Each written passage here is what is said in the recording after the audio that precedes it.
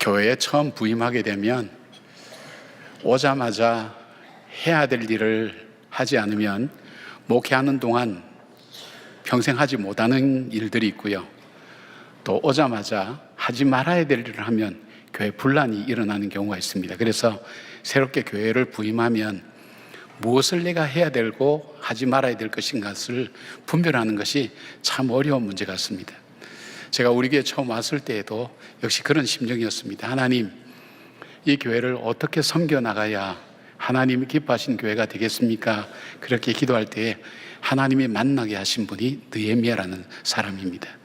이분 만나고 이분과 대화하고 말씀을 보면서 그래서 만든 것이 비전을 만들었습니다. 치유와 회복이 있는 교회, 성장 있는 교회, 삶의 유산을 물려주는 교회, 아름다운 유산을 물려주는 교회. 그리고 사명은 삶의 현장을 하나님 나라로. 그 당시에 삶의 현장을 하나님 나라로라는 이 주제를 쓰는 교회가 없었습니다. 선교의 개념에도 이런 부분이 알려지지 않았습니다. 하나님께서 이 느헤미야를 통해서 그런 비전과 사명을 허락해 주셨습니다. 느헤미야가 어떤 사람인가? 여러분, 어떻게 일을 이루었는가 하면 이스라엘이 범죄함으로 바벨론에 의해서 멸망당하죠. 주전 586년에 멸망을 당합니다. 그래서 성벽도 무너지고 성전도 무너지고 그래서 포로로 딱 끌려가면서 그들의 나라가 없어집니다. 이것이 황폐화됩니다. 그러다가 하나님께서 예언하신 대로 그 선지자를 통해서 예언하신 대로 이 페르시아의 고레스 왕을 통해서 어느 날 갑자기 하나님께서 약속하신 이 회복의 귀한 역사가 일어나게 됩니다. 돌아오게 되죠. 돌아와서 이 무너졌던 성전 70년 만에 다시 성전을 건축했습니다. 그런데 문제는 성벽과 성문을 세우는 일은 세우지를 못했어요. 그러니까 무려 무너지고 난 다음에 140년이 지나도록 이 성벽을 세우지 못하니까 성전의 중심으로 살지만 성벽이 없으니까 외부에서 적들이 침략해 오고 공격을 하니까 생활이 안정되지 못하면서 하나님 백성답게 살지 못하는 안타까운 상황을 이 느헤미야가 듣고 울면서 기도하는 장면이 우리가 지난주에 나눴던 그런 내용입니다. 자, 그런데 이 사람이 한 일이 뭘까요? 이 1400km 떨어진 먼 곳, 교통과 통신수단이 발달하지 않았던 그곳, 그 다음에 이민 3세입니다. 이민 3세. 그리고 높은 관직에 있던 사람이 어떻게 그 황폐한 땅, 그 예루살렘에 가서 주변의 방해와 내적인 외적인 어려움을 극복하고 그 성벽을 52일 만에 쌓게 되었습니다. 그리고 이스라엘 백성이 신앙적인 안정과 삶의 안정을 누리게 되는 큰 일을 행하게 되죠. 느헤미야에게 만약 묻는다면 당신이 어떻게 그런 큰 일을 할 수 있었습니까? 그렇게 물어본다면 오늘 1장의 말씀을 통해서 우리에게 느헤미야는 우리에게 이렇게 얘기할 겁니다. 기도였습니다. 기도였습니다. 기도로 시작했습니다. 그래서 느헤미야는 1장과 마지막 장 보면 기도로 시작하고 기도로 끝납니다. 그리고 그 위기와 어려운 순간순간에 느헤미야는 기도하는데 무려 12차례나 기도하면서 그 어려움을 극복하고 하나님의 인도함을 받게 되죠. 이 느헤미야서를 강의한 찰스 스윈돌 목사님이 느헤미야의 이 기도에 대해서 참 해석을 참 잘하셨어요. 느헤미야의 기도와 행동이 잘 어우러진 그런 삶의 결과가 바로 이런 결실을 낳았다고 얘기하면서 그의 기도가 영적 개혁을 이루는데 얼마나 중요한 역할을 했는지를 말하고 있습니다. 느헤미야 기도는 첫 번째로 하나님께서 일할 수 있도록 기도하는 이에게 참을성을 줍니다. 우리는 하나님이 일하기 전에 먼저 일을 해결하려고 할 때가 많은데 기도를 하면 하나님께서 행하실 때까지 기다릴 수 있는 마음을 줍니다. 둘째, 기도는 사물의 본질을 보게 합니다. 어떤 일을 행할 때에 본질이 아닌 부수적인 것을 보고 생명을 거는 일이 얼마나 많습니까? 지나고 나면 쓸데없는 일에 많은 에너지를 낭비했음을 깨닫게 됩니다. 그러나 기도하면 그 일의 본질이 무엇인지를 알게 됩니다. 셋째, 기도는 마음을 안정시켜 줍니다. 기도는 마음의 안정을 주고 평안 가운데 간구할 수 있도록 믿음을 더해 줍니다. 넷째, 기도는 믿음의 생명력을 더합니다. 기도할 때 우리의 믿음이 더욱 생명력 있게 살아나 환경을 보지 않고 여건과 상관없이 하나님께서 주신 약속을 붙들고 나갈 수 있게 됩니다. 그렇게 얘기했습니다. 느헤미야의 기도, 그 기도는 어떤 기도였길래 이 큰 일을 이룰 수 있었습니까? 저와 여러분 중에는 어떤 일을 새로 시작하는 분들도 있고 또 삶의 어려움을 만나서 어떻게 해야 될지 알지 못하는 그런 분들도 있을 겁니다. 느헤미야의 시작, 기도로 시작한 느헤미야, 그의 기도는 대체 어떤 기도였는가? 하나님께서 응답하시는 기도였습니다. 그 기도의 특징을 우리가 함께 나누면서 여러분의 기도도 응답받는 기도가 되시고 또 그 기도를 통해서 여러분을 통해서 이루어가기를 원하시는 하나님 역사를 써가는 그런 귀한 분들 되기를 바랍니다. 첫 번째 느헤미야의 기도는 말씀에 기초한 기도였습니다. 말씀에 기초한 기도라는 게 뭐냐면 하나님의 성품과 언약에 대한 이해를 바탕으로 하나님께서 이미 말씀하신 약속을 붙들고 기도를 드리는 것입니다. 이건 단순히 문제를 붙들고 기도하는 것이 아닙니다. 그리고 이 기도가 자기 감정을 표현하는 통로와 수단으로 쓰는 것이 아닙니다. 하나님께서 행하신 그 말씀을 읽어가면서 그 말씀을 기억하면서 거기에 맞게 정확하게 하나님의 언약을 따라 기도하는 것을 말합니다. 5절에 보니까 기도에서 이렇게 시작하죠. 이르되 하늘의 하나님 여호와 크고 두려우신 하나님이여 주를 사랑하고 주의 계명을 지키는 자에게 언약을 지키시며 긍휼을 베푸시는 주여 간구하나이다. 그렇게 기도로 시작합니다. 느헤미야가 알았던 이 하나님은 어떤 하나님인가? 그 하나님을 이렇게 고백합니다. 하늘의 하나님 여호와, 하늘의 하나님 여호와. 그러니까 이 땅에 있는 사람들이 만든 신이 아니라는 거예요.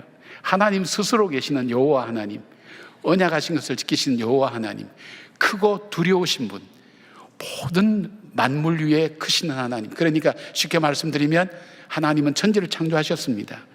역사를 주관하신 분입니다. 나의 생사화복을 주관하시는 하나님인 것을 내가 믿습니다. 그래서 내가 두려워하고 크신 하나님인 것을 제가 알고 있습니다. 그 고백입니다. 이 고백부터 먼저 합니다. 그리고 두 번째 고백은 뭐냐면 그 하나님은 기도를 들으시는 하나님이라고 고백합니다. 6절에 주는 귀를 기울이시며 눈을 여시사 종의 기도를 들으시옵소서라고 간구하고 11절에도 기도를 들으시는 하나님인 것을 고백하고 있습니다.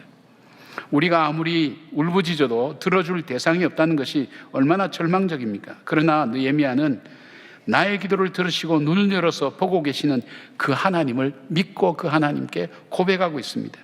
시편 65편 2절에 보니까 기도를 들으시는 주여 모든 육체가 주께 나아오리다. 모든 육체가 주께 나간다는 이유가 뭡니까?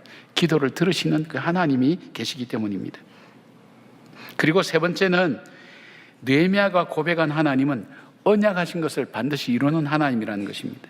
8절 9절에 보니까 옛적에 주께서 주의 종 모세에게 명령하여 이르시되 만일 너희가 범죄하면 내가 너희를 여러 나라 가운데에 흩을 것이요 만일 내게로 돌아와 내 계명을 지켜 행하면 너희 쫓긴 자가 하늘 끝에 있을지라도 내가 거기서부터 그들을 모아 내 이름을 두려고 택한 곳에 돌아오게 하리라 하신 말씀을 이제 청하건대 기억하옵소서. 그렇게 얘기합니다. 이게 느헤미야의 기도가 아닙니다. 이 기도는 신명기 28장 64절의 말씀과 신명기 30장 1절에서 5절 말씀을 근거로 간구한 것입니다. 그리고 성전 건축 후에 솔로몬이 하나님께 기도했을 때에도 하나님께서 모세에게 언약하신 것을 다시 확인시켜 준 그런 내용입니다. 히브리서 11장 6절 보니까 믿음이 없이는 하나님을 기쁘시게 하지 못하나니 하나님께 나가는 자는 반드시 그가 계신 것과 자기를 찾는 자들에게 상 주신 이심을 믿어야 할지니라고 그렇게 말씀하고 있습니다. 이 믿음을 느헤미야는 갖고 있었어요. 하나님은 천지의 창조주십니다. 역사를 주관하시는 분입니다. 인간의 생사화복을 주관하시는 하나님입니다. 그 하나님이 나의 기도를 들으시는 하나님입니다. 그리고 그 하나님은 언약하신 바를 이루시는 하나님. 지금 이 느헤미야가 고백한 이 고백은 역사 속에서 이루어졌어요. 말을 안 들을 때 하나님의 명령을 거역할 때 하나님께서 흩으셨어요. 그런데 하나님께서 또 은혜를 주셔서 이들을 또 다 불러 모으셨어요. 하나님께서 행하신 일이에요. 역사 속에서 행하셨던 그 하나님, 언약하신 대로 행하시는 그 하나님에 대한 고백을 드리는 것입니다. 존 화이트라고 하는 정신의학자는 탁월한 지도력이라는 책에서 그런 얘기했습니다. 느헤미야가 하나님께 기도하는 기도는 캔과 윌의 기도다. 캔이라는 것은 하나님께서 다 이루어 주실 수 있는 능력이 있는 하나님, 그리고 자신이 간구하고 부르시는 것을 들어주실 의지를 가지신 위례의 하나님, 그 하나님께 기도한다는 것입니다. 여러분, 기도할 때에 하나님 말씀 붙들고 기도하는 것이 중요합니다. 왜냐하면 하나님 말씀은 모든 문제를 열어가는 하나님의 언약의 말씀이기 때문입니다. 제가 이 상부 예배 올라오기 전에 한 자매를 만났는데, 이 자매는 제가 주례에서 이제 결혼하고 자기 고향으로 이제 다시 돌아간다고 인사로 왔어요. 근데 이 자매를 보면서 생각이 났어요. 대학교 1학년 때부터 교회에서 이렇게 얼마나 열심히 봉사하는지, 내가 너를 주례에서 시집을 좀 보내야 되는데 어떡하냐, 그랬으면 좋겠다 그랬어요. 근데 어느 날, 시간이 지나 어느 날, 제가 그때는 외부로 이제 주례를 잘 안 나갈 때입니다. 지금도 여전히 그렇습니다만, 그때는 목사님 저 결혼해요. 주례해 주신다는 약속 알죠? 그렇지, 알지. 내가 주례해서 결혼해야지. 그러고 이제 그 다음 안 물어봤어요. 근데 뒤에 너 어디서 한 일인가? 대전에서요. 여러분, 토요일 날 대전까지 내려가서 주례한다는 것은 참 이게 주일을 앞둔 목사 입장에서는 굉장히 부담스럽습니다. 그런데요, 이거는 정말 우리 보통 하는 말로 빼도 박도 못하게 잡힌 거예요. 목사님이 약속하셨잖아요. 꼼짝을 못 하겠더라고요. 우리가 기도할 때 우리가 문제를 붙들고 기도하고 내 감정을 붙들고 기도하고 그것이 아니라 하나님이 먼저 우리에게 말씀해 주셨어요. 약속해 주신 그 약속을 붙들고 하나님께서 이렇게 해 주신다고 약속했잖아요. 그 약속을 붙들고 기도할 때 하나님이 응답하실 수밖에 없다는 것입니다.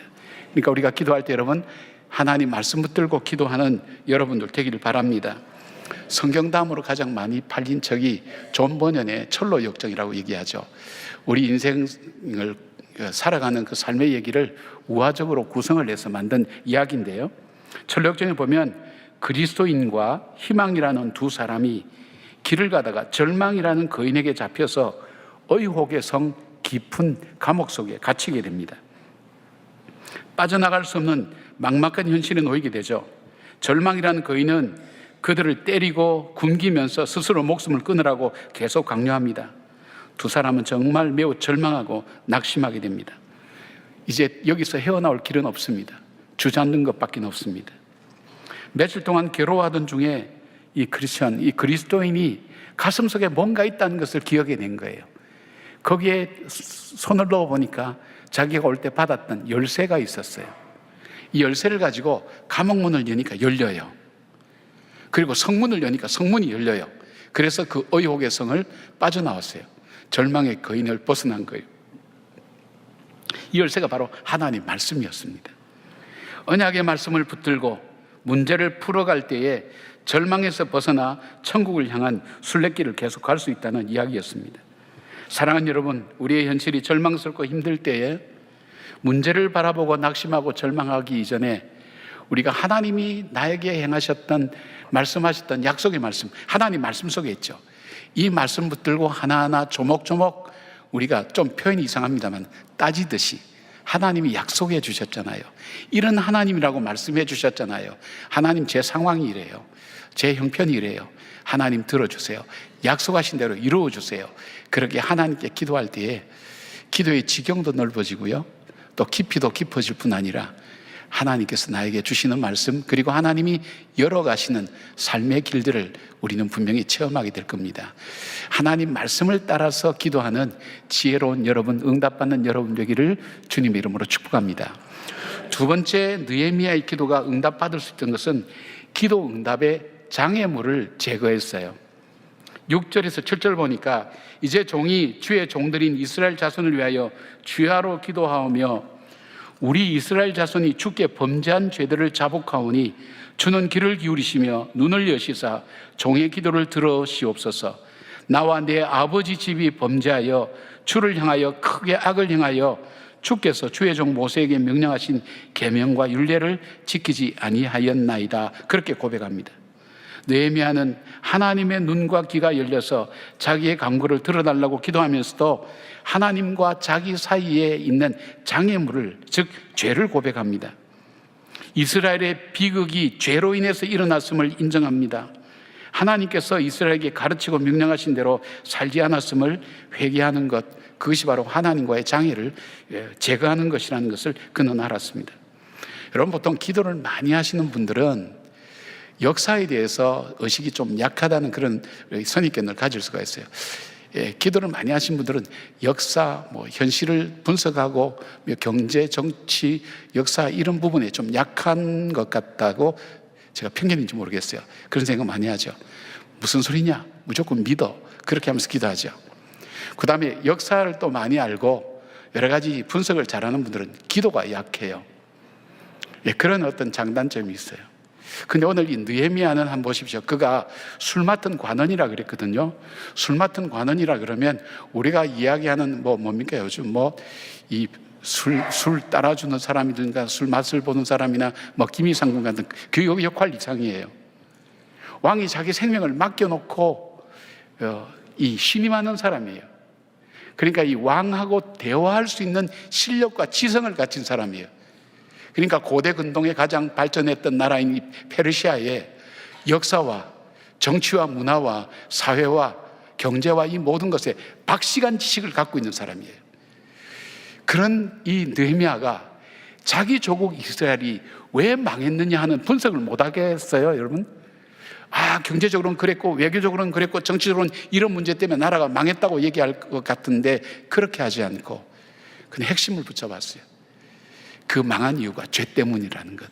왜냐하면 그는 하나님이 함께 하시면, 하나님이 광야에서도 인도하시고 먹이시고 보호하셨던 그 하나님이 함께 하시면 주변에 열강이 아무리 공격이 와도 하나님이 지키시고 보호하시는데, 바로 그 하나님을 떠나고 하나님 명령을 어기고 하나님 말씀 듣지 않고 마음대로 살았던 바로 그 죄 때문에 자기들이 쫓겨와서 이 포로 생활을 한다는 것을 그는 분석해냈어요.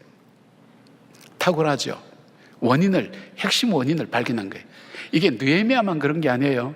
페르시아에서 이 총리 대신을 지낸 다니엘의 기도에 봐도 마찬가지예요.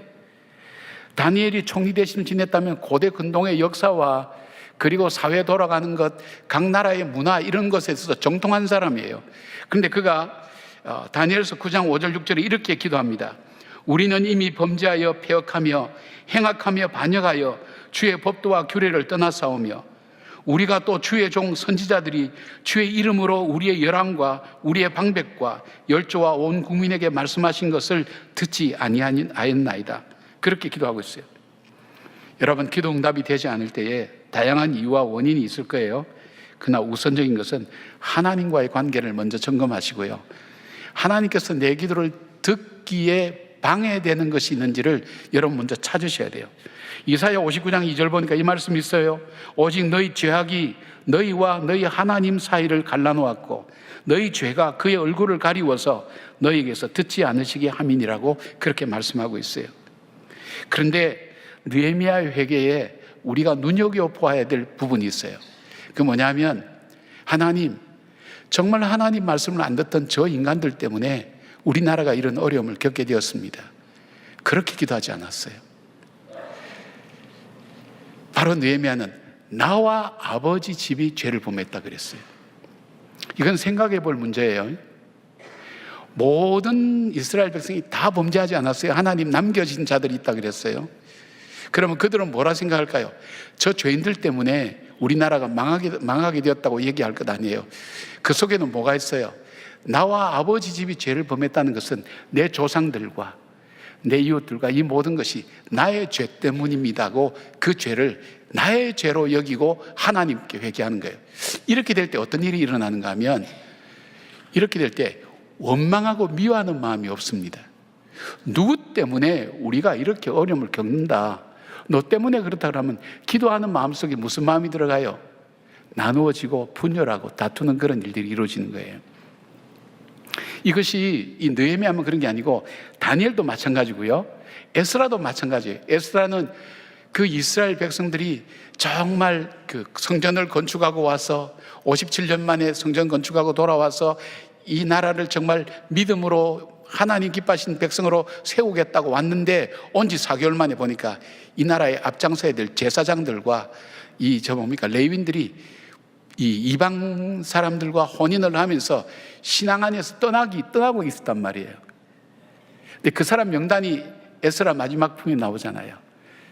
한 100명에서 110명 정도 가까이 돼요. 그러니까 1차로 5만 명이 돌아오고 2차로 한 5천 명이 돌아왔는데 그 많은 숫자 중에 한 100여 명 정도 그들이 그렇게 살았어요. 그런데 그 사람들을 향해서 보면서 에스라가 기도할 때 나와 아버지 집이 죄를 범했다, 우리 죄를 용서해 달라고 그렇게 기도했어요. 사랑하는 여러분, 지금 우리나라가 얼마나 나누어져 있어요. 교인과 비교인, 교회 안에서도 서로 나누어지고요. 원망하죠. 저 사람들 때문에 이 나라가 망하게 됐다, 저 사람 때문에 이 나라가 이렇게 어려워지고 어지러워진다, 그런 마음들이 아마 다 있으실 거예요. 근데 여러분, 우리가 기도할 때 어떻게 해야 될까요? 그렇게 되면 미워하면서 기도할 수밖에 없어요. 증오하면서 원망하면서 기도할 수밖에 없어요. 하나님은 그 기도를 기쁘게 받지 아니하세요. 이 느헤미야의 기도는 나와 내 아버지 집이 범죄했다고 나의 죄로 받아들였어요. 그렇다면 여러분, 지금 이 나라가 이만큼 어렵고 힘든 것은 특정인이 아니라 바로 나에게 책임이 있다는 것. 왜 나에게 책임이 있다고 얘기해야 될까요? 여러분, 우리는 왕같은 제사장이라 그랬어요. 하나님께서 왕같은 제사장은 이 땅에 일어나는 일에 대한 책임 우리한테 있어요. 우리가 중보기도 할 때도, 공동기도 할 때도 세 번째는 외부의 이 나라와 정세와 국제 정세에 대한 부분을 가지고 기도하는 이유가 거기 있거든요. 우리의 책임이라는 거예요. 이 땅에 일어나는 일이 제사장인 우리의 책임이라는 것, 바로 우리의 본분을 깨닫고 하나님께 기도하는 거예요. 사랑하는 여러분, 이 느헤미야와 에스라가 민족의 죄를 붙들고 기도할 때 하나님께서 그 마음을 움직이고 그 공동체를 움직이기 시작했어요. 하나님의 말씀입니다. 요한일서 1장 8절 9절, 만일 우리가 죄 없다 하면 스스로 속이고 또 진리가 우리 속에 있지 아니할 것이요, 만일 우리가 우리 죄를 자백하면 저는 미쁘시고 의로우사 우리 죄를 사하시며 모든 불의에서 우리를 깨끗게 하실 것이요. 응답받는 기도, 그것은 바로 하나님과 나 사이에 응답되지 못할 죄의 방해물이 있다는 것을 빨리 발견하는 여러분들 되기를 바랍니다. 하나님과의 관계가 바로 세워질 때에 우리가 염려하는 이 땅의 일들은 다 회복되어지고 바로 될 것을 저희들은 믿습니다. 하나님께서 그렇게 해주실 겁니다. 왜냐하면 광야를 통해서도 하나님 보여주셨고, 다윗의 고백을 통해서 하나님 인도하시고 하나님 보호하시고 하나님이 공급해 주신 삶을 살았다고 그렇게 고백한 것을 보면 하나님 우리에게 그렇게 형통한 삶을 살 수 있도록 하실 분인데, 그 하나님과 나 사이에 죄가 가리워져서 우리가 주의 얼굴을 보지 못하고 또 주님과 나 사이의 관계가 멀어져서 기도하여도 응답하지 않는다는 것 우리가 기억하시면서, 나와 하나님과의 관계 속에 나에게 무슨 문제가 있는지, 무슨 죄가 있는지, 그리고 그 죄를 원망하는 데 쓰지 말고 나와 내 아버지 집이 범죄했다고 함께 끌어안고 기도하는, 정말 제사장다운 기도를 하는 저와 여러분 되기를 바랍니다. 세 번째로 느헤미야가 기도 응답을 받을 수 있었던 것은 자신이 기도하는 제목에 헌신할 마음을 갖고 있는 사람이었습니다. 하나님이 받으시는 게 굉장히 중요한 얘기입니다. 11절에 보니까 주여 구하오니 귀를 기울이사 종의 기도와 주의 이름을 경외하기를 기뻐하는 종들의 기도를 들으시고 오늘 종이 형통하여서 이 사람 앞에서 은혜를 입게 하옵소서 하였나니 그때 내가 왕의 술과 한원이 되었느니라, 그렇게 말씀합니다. 오늘 느헤미야가 금식하고 울면서 기도하는 것은 자기가 아닥사스도 왕의 은혜를 입어서 자기 삶이 형통하기 위해서 기도한 것이 아닙니다. 느헤미야의 이러한 기도는 하나님께서 이스라엘의 새로운 공동체를 회복시키는 일에 자기를 통해서 일하시기를 원하시는 하나님의 부르심을 그는 느끼고 받았습니다. 그러나 그가 비록 가장 높은 자리에 있다 할지라도 자기 한계를 벗어나는 일이었습니다. 왜냐하면 에스라 4장 11절에서 21절 보면 느헤미야 이전에 성벽 건축이 시도되었습니다. 그러나 그 당시 아닥사스도 왕이 주변 이방인들이 상소를 했어요. 이 땅은, 이 유대 예루살렘 이 땅은 반역의 땅입니다. 성을 건축하고 나면 왕에게 반역할 것입니다. 그때 마침 이집트에서 반역이 일어나서 반역하면 반자도 싫어할 그때였어요. 반역을 일으킬 것입니다. 그리고 고대 제국의 군주들이 신경 쓰는 것은 세금이었어요. 이들이 성을 세우면 반역해서 세금도 내지 않고 왕을 대적할 것입니다 하는 그 상소문을 보낼 때 과연 역사를 보니까 이곳이 반역의 땅이거든요. 그래서 성 건축을 중단하라고 조서를 내렸어요. 근데 여러분 아시다시피 페르시아에는 왕이 한번 내린 조서는 취소할 수가 없어요. 변경할 수가 없어요. 그래서 에스더를 보면 그렇잖아요. 유대인들을 다 죽이라고 그렇게 했는데 그걸 변경할 수 없으니까 어떻게 했어요? 유대인들에게 대항하고 저항할 수 있는 다시 제2차 조서를 내는 거예요. 그 자체를 번복하지는 못하는 거예요. 그런데 이미 조서가 내린 거기에 에스더 보고 왕에게 나가라고 얘기하니까 어떻게 합니까? 그 전 왕후는 왕이 부르는데 오지 않았다고 폐위가 됐기 때문에 정말 자기 목숨이 어떻게 될지 모르는 거예요. 그럴 때 에스더가 그러잖아요. 내가 이때를 위하여 하나님께서 왕으로 세운 것이 아니겠느냐고. 그렇게 말하는 모르드게의 말을 듣고 내가 죽음을 각오하고 죽으면 죽으리다 하고 내가 왕에게 나가겠다는 거예요. 그만큼 어려운 거예요. 그런데 이 아다사스다 왕의 조서를 통해서 이미 성 건축하는 걸 막아놓은 것을 누가 어떻게 변화를 시켰냐고요. 할 수 없어요. 자기 힘으로 할 수 없어요. 그래서 하나님께 도움을 구하는 겁니다. 하나님, 제가 왕의 은혜를 입게 해달라고 간구하는 것입니다. 왕을 가장 가까이서 자주 만나고 왕의 마음을 움직일 수 있는 사람이 자기밖에 없다는 것을 알고 하나님 이 일을 제가 감당하기를 원합니다 하는 마음 가지고 그렇게 하기 위해서 하나님 내가 왕의 은혜를 입게 해달라고. 이 이야기는요, 자기가 이 이야기를 끝낼 때마다 죽음을 각오하지 않으면 꺼낼 수 없는 그런 불가항력적인 문제이기 때문입니다. 제가 아는 어떤 권사님의 간증입니다. 이 교회는요, 여전도의 회장을 서로 안 하려고 싸우는 교회라는 겁니다. 매년 연말만 되면 교회가 분란을 겪는다 그래요. 누구를 추천하면 왜 나를 추천했냐고 그래서 짜증을 내면서 싸운다는 거예요. 계속 그것 때문에 연말만 되면 분란이 일어나니까 덕도 안 되고 교회가 시끄럽고 하여튼 어렵다는 거예요. 특히 여자분들 싸우면 말로서 싸우기 때문에 교회가 얼마나 시끄럽습니까? 그죠? 그러니까 평안한 날이 없어서 이 권사님이 이 모습을 보면서 덕이 안 된다 생각해서 하나님, 우리 교회가 평안하기를 원합니다.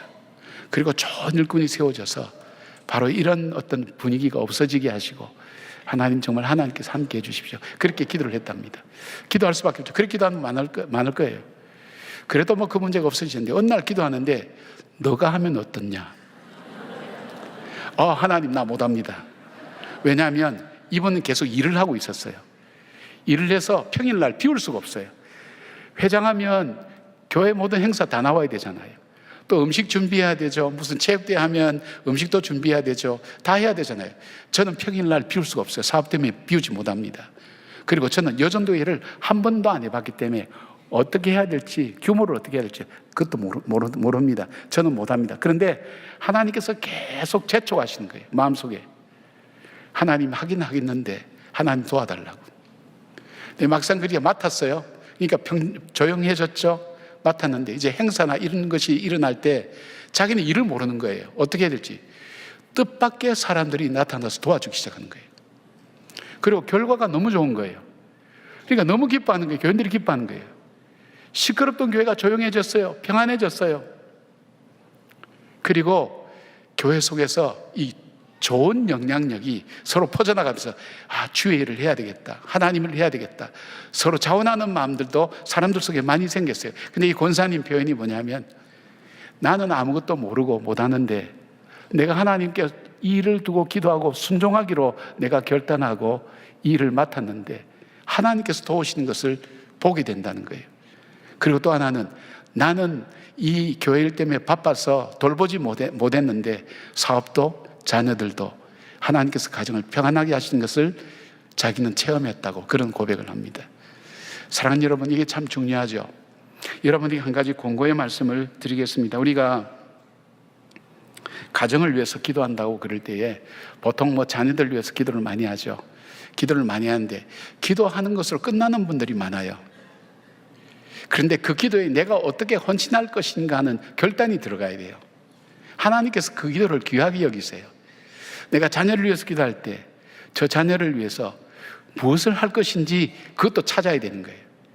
예를 들면 자녀가 뭐 맨날 게임만 하고 또 뭐 어디 놀러나 다니고 뭐 이렇게 되면 그때마다 이 자녀에게 짜증내고 속도 상하고 기분 나쁜 표정도 지었는데 자기가 헌신하는 거예요. 예를 들면요, 이런 예가 있어서 말씀드린 게, 자기가 하루에 한 번은 꼭 칭찬하기로 마음을 먹었대요.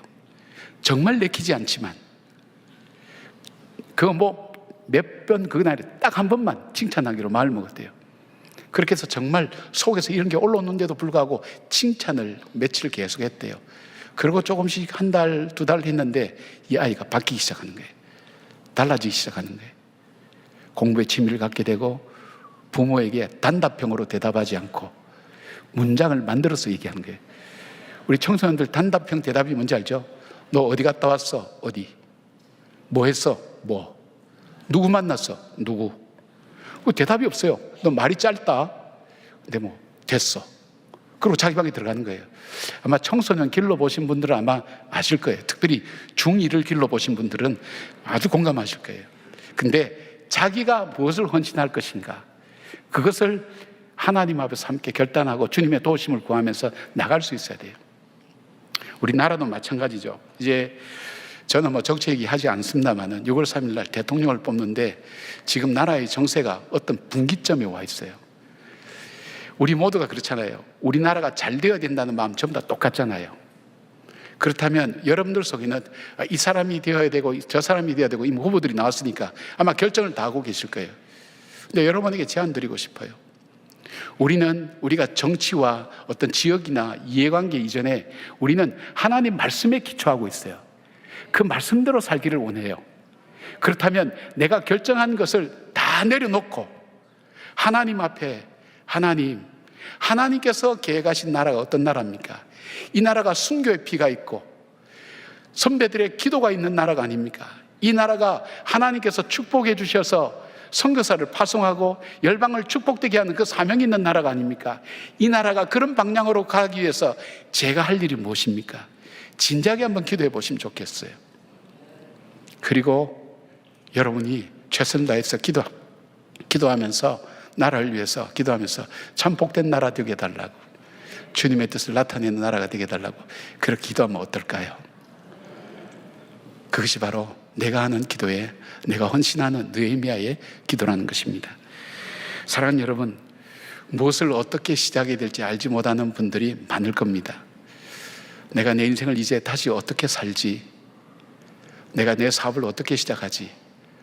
내가 가정을 어떻게 꾸려나가지?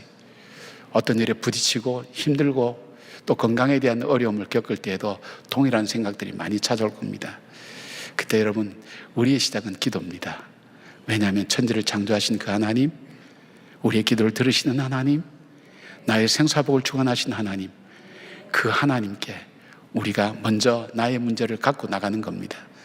그리고 문제를 붙들고 기도하는 것이 아니라 하나님의 약속의 말씀 붙들고 기도할 때 주께서 그 일을 통해서, 이 느헤미야를 통해서 큰 일을 이루신 것처럼 바로 이 자리에 있는 여러분들 통해서 가정도, 교회도, 그리고 나라도 분명히 새롭게 만드실 하나님의 계획을 이루어가는 귀한 분들이 될 줄 믿습니다. 그런 믿음의 헌신과 기도의 응답의 축복들을 누리는 우리 모두가 되기를 주님 이름으로 축복합니다. 아멘. 기도하겠습니다. 하나님, 우리는 꿈을 꾸지만 인생이 참 꿈대로는 되지 않는 것 같습니다. 참 간절히 원하는 바람도 있지만 때로는 그것과는 정반대의 일들이 일어나면서 당황하기도 하고 주저앉기도 하고 어떻게 해야 될지 암담해서 하나님, 망연자실한 일들도 우리는 많이 경험합니다. 오늘 느헤미야를 통해서 우리에게 말씀해 주신 주님, 우리가 우리의 문제를 주님께 먼저 갖고 나갑니다. 주님 앞에 엎드립니다. 문제가 아니라 우리에게 언약해 주신 그 약속의 말씀 붙들고 하나님께 기도합니다. 주 응답하여 주시고 그 응답을 통해서 우리의 삶 속에서 우리의 길이 되어주신 주님께서 참으로 길을 열어주시옵고 진리 되신 주님께서 우리 인생의 기준을 분명히 세워주시옵고 생명 되신 주님께서 우리의 삶에 생명력을 더해가는 활력과 은혜가 넘치는 그런 삶을 살게 하여 주시옵소서. 이 나라와 이 민족과 우리의 가정을 지켜주시고 보호하여 주시며 주님, 이 민족이 열방을 향해 축복의 통로로 쓰임받는 귀한 복된 나라가 될 수 있도록 붙들어 주시옵소서. 예수님의 이름으로 기도드리옵나이다. 아멘.